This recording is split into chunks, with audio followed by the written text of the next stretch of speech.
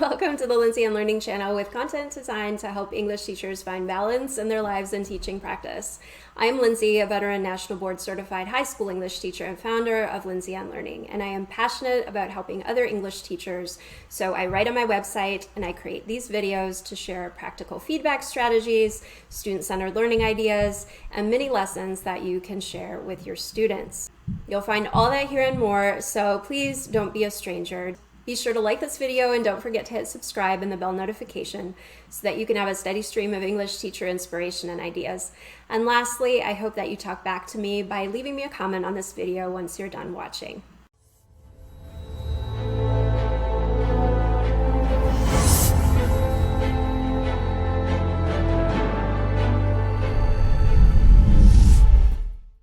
I remember my first workshop on differentiation in the classroom. The instructor was very zealous. There were chapters upon chapters copied from books for us to read, and I left with an impending sense of dread that I would never be able to create individualized learning plans for each and every one of my 120 plus students.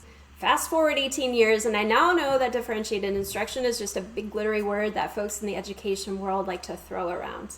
This video is dedicated to the hundreds of trees that were needlessly wasted for that first differentiation workshop.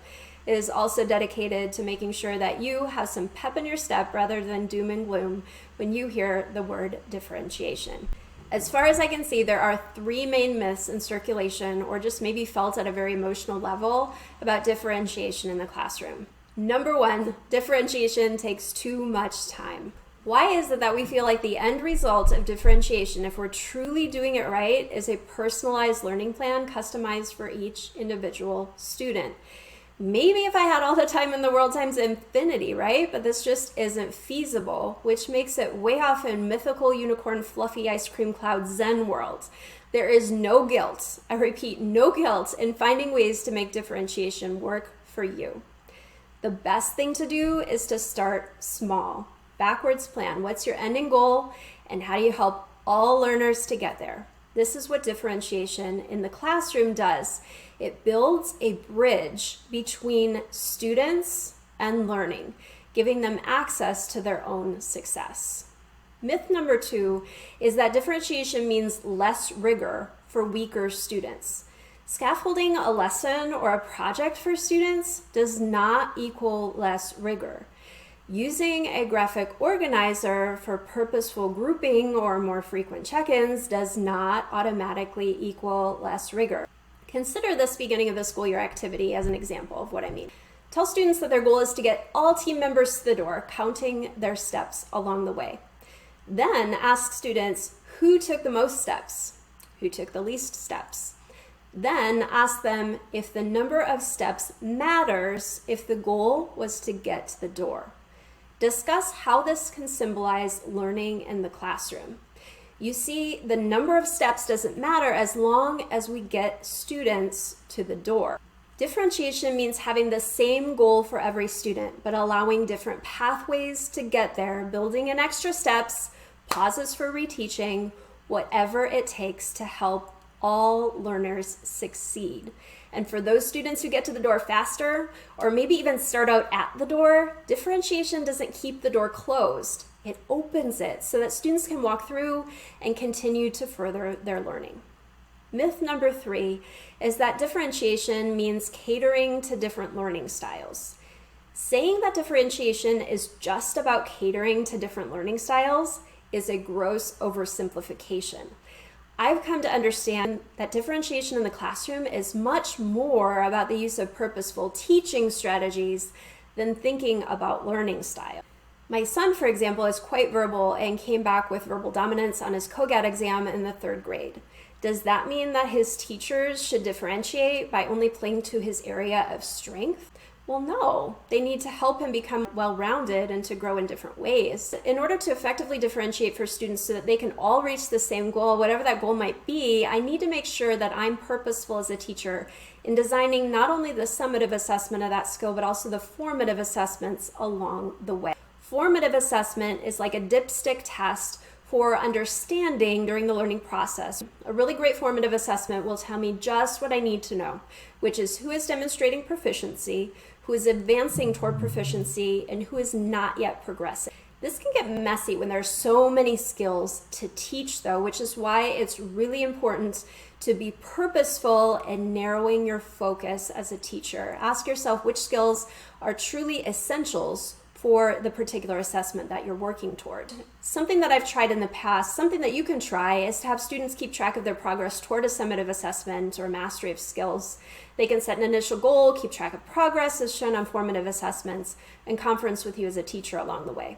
And now comes the fun part. Once you have data from a formative assessment, you can use differentiation in the classroom to meet the needs of your learners, kind of selecting from your toolbox of teacher strategies which ones would be best.